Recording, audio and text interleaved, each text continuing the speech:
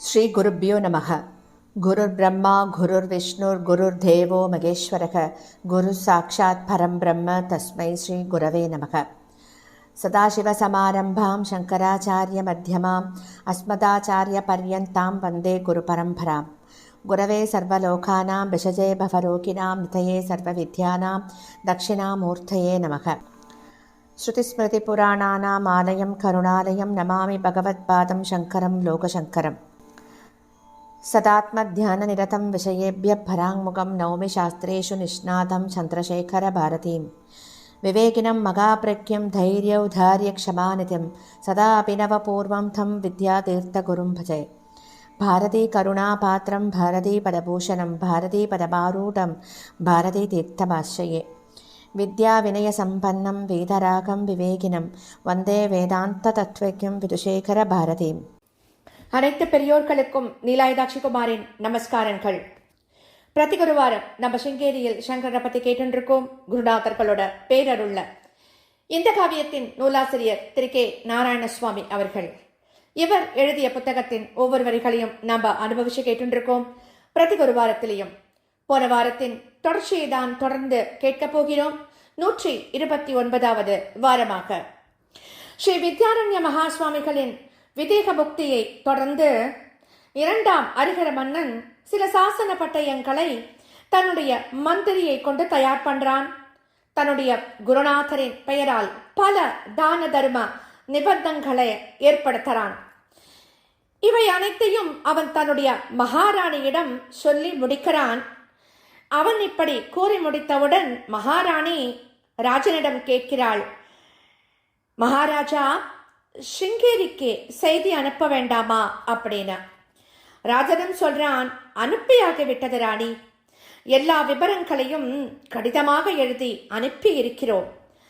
அடுத்து பீடாதிபத்தியம் வகிக்க வேண்டிய பிரதம சிஷ்யர் இங்கே எல்லா சாஸ்திரோக்தமான சடங்குகளையும் முடித்துக்கொண்டு அங்கு வருவார் அப்படின்னு எழுதி அனுப்பப்பட்டிருக்கு அப்படின்னு சொல்றான். அது மட்டும் இல்லாம அவன் சொல்றான், மகாராணி, நானும் அவருடன் சிங்ககிரிக்கு போக வேண்டி இருக்கிறது.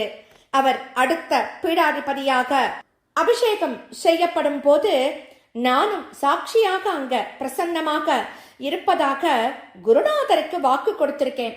அந்த வாக்க நான் காப்பாற்ற வேண்டும் அப்படின்னு சொல்லிட்டு சொல்றான். அது மட்டும் இல்லாம இங்க இந்த சமாதியிலிருந்து மிருத்திகையை எடுத்து சென்று அதை கொண்டு அங்கேயும் ஒரு அதிஷ்டான கோவிலை கட்டுவதாகவும் உத்தேசம் பண்ணியிருக்கேன் அப்படின்னு விவரம் சொல்றான் ராணிக்கு மன்னன்.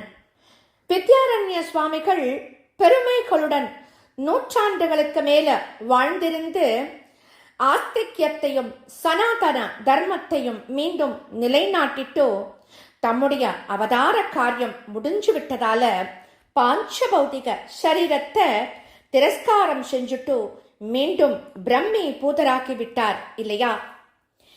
அவர் விதேக முக்தி அடைந்து 12 நாட்களும் கழிச்சுடுத்தோம்.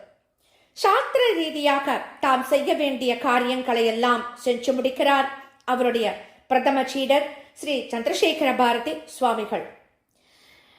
முடிச்சுட்டார். அதற்கு மேல தாம் செய்ய வேண்டியது என்ன அப்படிங்கறத பத்தி அவர் யோசிச்சுருக்கார்.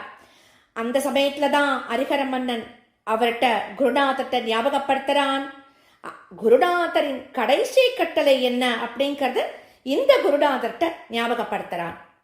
என்னன்னா, சிங்ககிரியில் ஜகத்குரு பரம்பரை அவிச்சின்னமாக தொடர லௌகீகமாக என்ன என்ன செய்ய வேண்டுமோ அவற்றையெல்லாம் நடத்தி கொடுப்பது அரசாள்பவரின் பொறுப்பு என்று நம்முடைய குருநாதர் சொல்லி என்னிடமிருந்து ஒரு வாக்கை பெற்றிருக்கிறார்.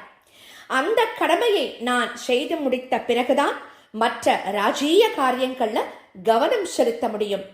அதனால தாங்களே அடுத்த ஜகத்குருவாக பீடத்தில் அமர வேண்டியவர். அந்த ஸ்தானத்துல பக்தியுடன் தங்களை உடனே அமர்த்தி பட்டாபிஷேக வைபவத்தை நடத்தி வைத்து தங்களுக்கு பாத பூஜை செய்வதற்கு தயாரா இருக்கேன்.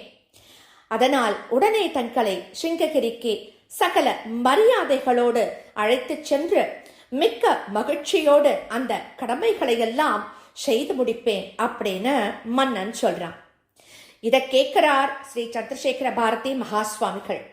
கேட்டுட்டு அவர் சொல்றார், ராஜன், இத பத்தி இவ்வளவு சீக்கிரம் நீங்கள் பிரஸ்தாபம் செய்யணுமோ? எனக்கு கொஞ்சம் யோசிக்க கொஞ்சம் அவகாசம் கொடுங்கோ. ஒரு மண்டல காலமாவது குருநாதரை அவருடைய சமாதி ஸ்தலத்தில் தாங்கிக் கொண்டு ஏகாந்தமாக பூஜித்து மனதை ஆற்றிக்கொள்ள விரும்புகிறேன். இன்றைக்கு என் மனம் இருக்கும் நிலையில் அந்த தலையிலிருந்து என்னை விடுவித்துக் கொண்டு பரிவ்ராஜகனாக சென்றுவிடவே விரும்புகிறேன். ஜகத்குரு பாரம்பரியத்தை காப்பாற்ற சிங்கேரியில் உள்ள மற்றொரு சீடர் ஸ்ரீ நரசிம்மர் எல்லா விதத்திலும் தகுதியாக இருப்பவர். ஆகையால என் குருநாதரை மானசீகமாக பிரார்த்தனை பண்ணிண்டோ நான் அப்படி செய்ய அவருடைய அனுமதியை பெற எனக்கு நீங்கள் அவகாசம் கொடுப்பீர்களாக அப்படின்னு சொல்றார் அவர். உடனே மன்னன் சொல்றான், ஹே மகாத்மா, தங்களுடைய வைராக்கிய உள்ளத்தை நான் புரிந்து கொண்டேன். நம் குருநாதர் சிங்கேரியில் இருந்து புறப்படும் போது தம்முடைய புதிய சீடரிடம் சில வார்த்தைகளை சொன்னார். அந்த சமயத்தில் என்னை ஒரு சாட்சியாக தம் அருகில் வைத்துக் கொண்டு தான் அந்த வார்த்தைகளை அவர் சொன்னார். இளைய சுவாமிகள் வயதில் சிறியவராக இருந்தாலும் அறிவில் முதிர்ந்தவர். தாங்கள் இப்போது சொன்ன ஏற்பாட்டுக்கு அவர் ஒருபோதும் ஒப்புக்கவே மாட்டார். நம் குருநாதர் சத்திய சங்கல்பர். எங்கேயோ சஞ்சாரம் செய்து கொண்டிருந்த தாங்கள் தெய்வமே தங்களை இங்கு அழைத்து வந்தது போல குருநாதர் பிரம்மீபூதராக ஆகிக் கொண்டிருந்த தருணத்துல அவரிடம் நீங்க வந்து சேர்ந்துட்டேள் இல்லையா? அதை நினைத்து குருநாதரின் சங்கல்பத்தை காப்பாற்றுங்கோ. இது என்னுடைய தாழ்மையான ஒரு விண்ணப்பம் அப்படின்னு சொல்றான் ராஜன். சுவாமிகள் சொல்றார், மன்னா, எனக்கு நாளை காலை பொழுது வரை அவகாசம் கொடுப்பீர்களா அப்படின்னு கேட்கிறார். அப்படி அவர் சொன்னதும் மகாராஜன் அவருக்கு நமஸ்காரம் பண்ணிட்டு அங்கேருந்து கிளம்பிடுறான். அடுத்த நாளைக்கு கார்த்தால அவருடைய ஆக்னிகங்களுக்கெல்லாம் அவகாசம் கொடுத்துட்டு மன்னன் மீண்டும் அவரிடம் வந்து நமஸ்காரம் பண்றான். ஸ்ரீ சுவாமிகளின் முகம் அப்போ ரொம்ப சாந்தமா காணப்படுறது. அந்த முகத்துல சலனமே இல்லை. அவர் சொல்றார், மன்னரே, குருநாதரின் சங்கல்பத்தின் படியும் அவர் நமக்கெல்லாம் இட்ட கட்டளைகளின் படியும் எல்லாம் நடத்தப்படட்டும். ஆனால் ஒன்று, நான் பீடாதிபத்திய ஸ்தானத்தில் அமரும் வரை சாதாரணமான பரமஹம்ச சந்நியாசியாகவே இருப்பேன். ஆகையால சில கோரிக்கைகளை மட்டும் தங்கள் முன்னாடி வைப்பேன். அவற்றை ஏற்றுக்கொள்வதும் உங்கள் இஷ்டம். அதுல கட்டாயம் எதுவுமே இல்லை அப்படின்னு தாமாகவே அவர் பேசுறார். இதை கேட்டதும் மன்னனோட மனம் நிம்மதியை அடையிறது.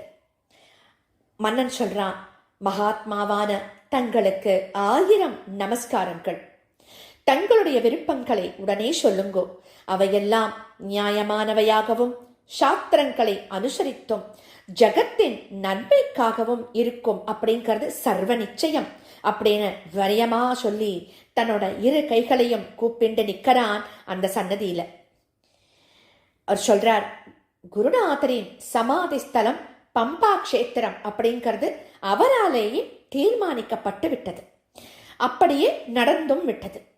ஆனால் இங்கே இருந்து மிருத்திகையை எடுத்துச் சென்று சிங்கேரியில் தனியாக இன்னும் ஓர் அதிஷ்டானத்தை அமைத்து அங்கே சிவலிங்க ஸ்தாபனம் செய்து நித்திய பூஜை செய்ய வேண்டும் என்பது என் விருப்பமாக எழுந்துள்ளது.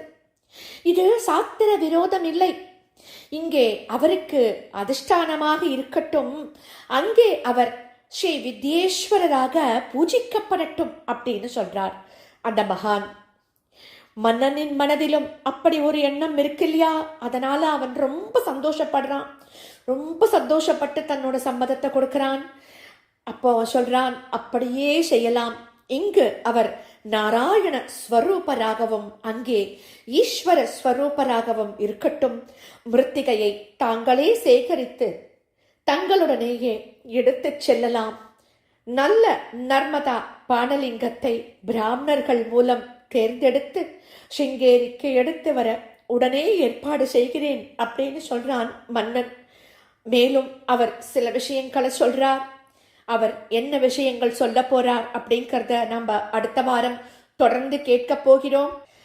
சிங்கேரியில் சங்கரரின் கடைசி அத்தியாயத்துக்கு வந்துருக்கோம். நாம அடுத்த வாரம் பூர்த்தி பண்ண போறோம் குருநாதரோட கருணா கடாட்சத்துல. ஸ்ரீ சத்குரு பாகி, ஸ்ரீ சத்குரு பாகி, ஸ்ரீ சத்குருநாதா சரணம் சரணம் சரணம் சரணம் சரணம்.